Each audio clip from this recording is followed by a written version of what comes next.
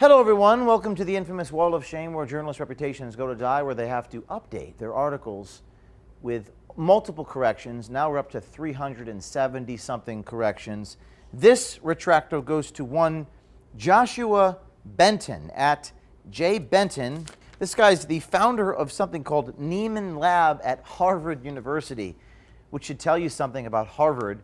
So Joshua Benton wrote that we tried to, quote, plant a fake sex abuse story in the Washington Post. Well, Josh Benton deleted the entire tweet.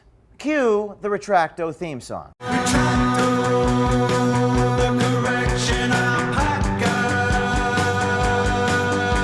Retracto, he's coming at ya. So in this tweet, Joshua Benton, he's the senior writer and founder of Nieman Lab. He, quote, writes about digital journalism, Southern history mostly. He's a proud Cajun, and he doesn't claim to represent Harvard. Well, that's for damn sure. Because in this tweet, he writes, quote, reminds me on a different scale of Project Veritas trying to plant a fake sex abuse story against Roy Moore in the Washington Post. Specifically, so if the Post published it, they would reveal it as a hoax.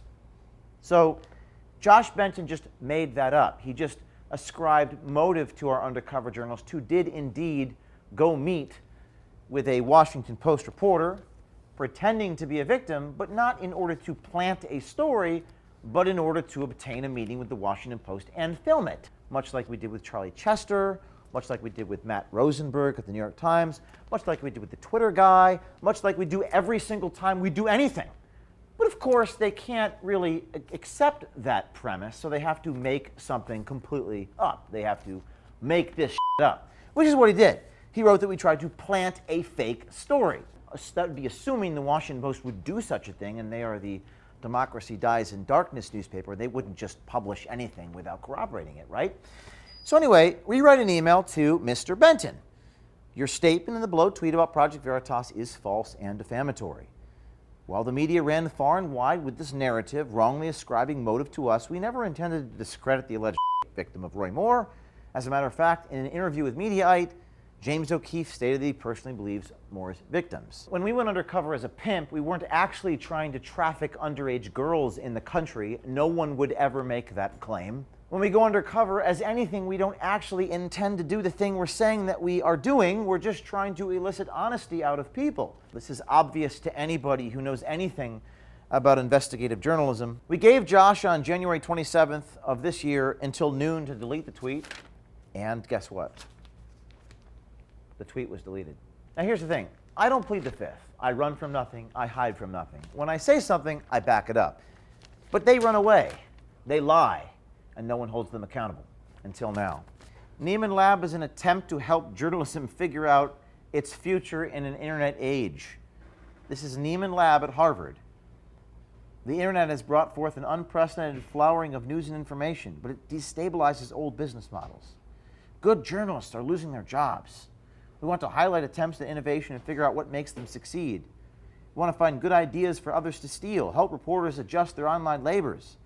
We are fundamentally optimistic. We don't pretend to have even 5% of all the answers, but we do know a lot of smart people.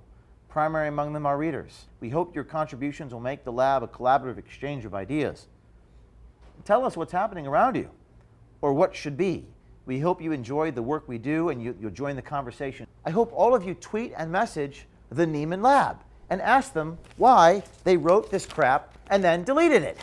If you're an organization that attempts to help journalism figure out its future, what's the future of journalism if the founder of the very organization that is intending to try out journalism's future lies about us and then deletes it? Is that journalism's future? I mean, I get it if this is like the breaking news intern for like the Daily Beast or Raw Story. We know about that guy. But this guy's literally at Harvard doing journalism. That is why we're going to give Josh an alpaca, and I intend to send it to Harvard. I want to put it in this man's Harvard mailbox. I'll even sign it to Nieman Lab. There you go. All this could be avoided if you just stuck to the facts, if you actually focused on your job of doing journalism. What separates journalism from propaganda really is the discipline of verification. You have to verify what it is that you say and what it is that you tweet. If you don't do that, you're doing the thing that your organization is supposed to be against. Oh, that's right. Your buddies at the New York Times don't think the word verified has any precise meaning.